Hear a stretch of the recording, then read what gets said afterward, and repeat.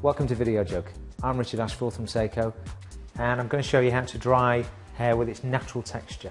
So, first thing is, we're going to comb the hair through and lose all the tangles in the hair initially, and then we're going to apply some product. And really, curly hair or working with the natural texture is all about the preparation, so that's what we're going to focus on. I'm going to choose two products. There's a number of products out in the market designed for curly hair. I'm going to use a combination of two products. I'm going to use quite a thick, everyday conditioner, and I'm going to emulsify that conditioner first in my hands. So before the product dries out, because it will do in your hands, we're going to apply that just to the mid-lengths and ends. And we're using this conditioner or treatment to help bind the hair together so the hair doesn't separate. It also will encourage the curl a tiny bit. So on top of that product, we're going to put some mousse. The conditioner on its own will give you quite a matte result. So using a little bit of mousse over the top is definitely going to give you shine, and it's going to aid you in styling the hair. So again, trying to avoid the very roots. Any product left on the roots will obviously dry on the scalp and leave your scalp feeling quite itchy. And importantly, once the product's been applied, we're going to comb all that product through so we've got a nice even distribution of products all the way through the hair. And that's going to give you a nice even texture and a nice even result. Now the preparation, and this is where you want to invest a little bit of time. We're going to work through the hair in sections, loose sections.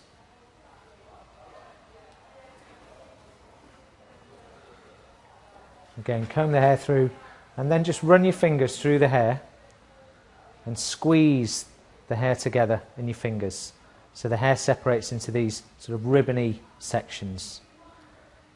Try and compress the hair to encourage a natural movement, and once that section's done, move on to the rest. Work through all the head like this, combing the product through, squeezing your fingers through the hair, separating the hair into nice ribbon sections in readiness for blow drying. And try not to disturb that hair underneath. Compress the hair in your hands, squashing the ends back up towards the roots and encouraging as much movement into the hair as possible. So I put a diffuser on my hairdryer. This basically just softens the blast of the hairdryer. So I'm getting more heat than actual wind. I'm going to have it on a low speed, but still with plenty of heat. And it's quite easy to use your hand in front of the diffuser.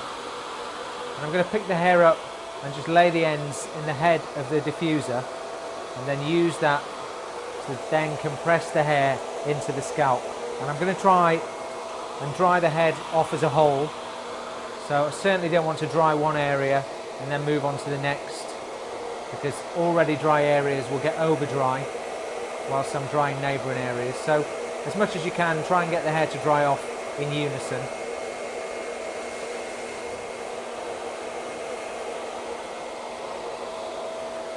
Being very gentle. So in order to try and create a little more volume and allow the hair to dry off at the root area a little more easily, tip the head to one side so your hair's leaning in to the dryer. This will allow the roots to free up a little bit and allow more air circulation in the root area. As I say, all the work's really in the preparation. By the time it comes around to drying, it's just a case of compressing the hair, trying to encourage the movement and the curl. Now, of course, in warmer weather, you might not feel like using a hairdryer, and that's fine. You can do this process using the flat of your hand, still tipping your head to one side or backwards, and simply compressing the ends back towards the roots, just to encourage the curl.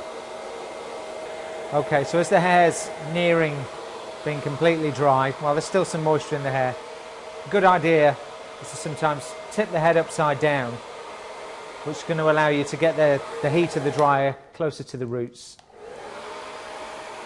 So gently just tipping the head over. You can work on the root area a little bit more. And also it frees up the ends and will allow you to encourage a little bit more curl and texture through the ends too.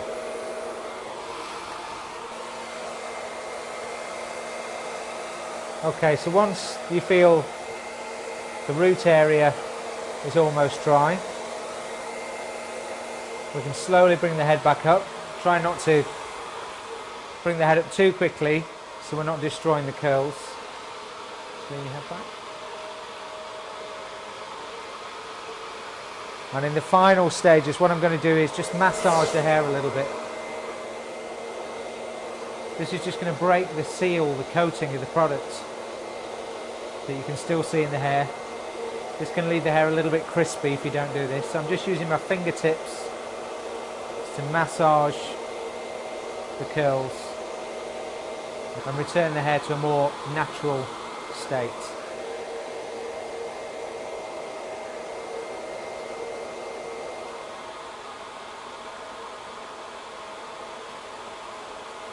So being careful not to overdo this little massage.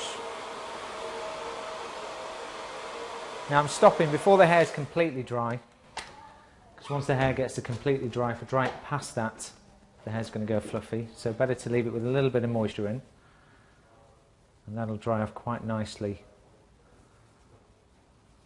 in the air.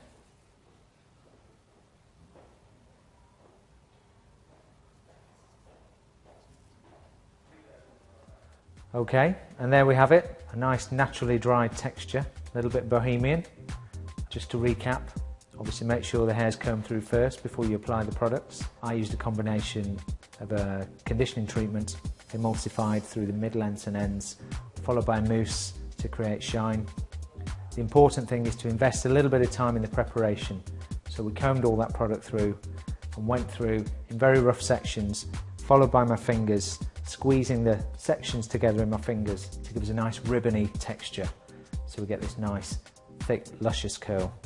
Working through them with a diffuser and a hairdryer, compressing the lengths, perhaps even tipping the head or even tilting the head upside down so we can get to the root areas.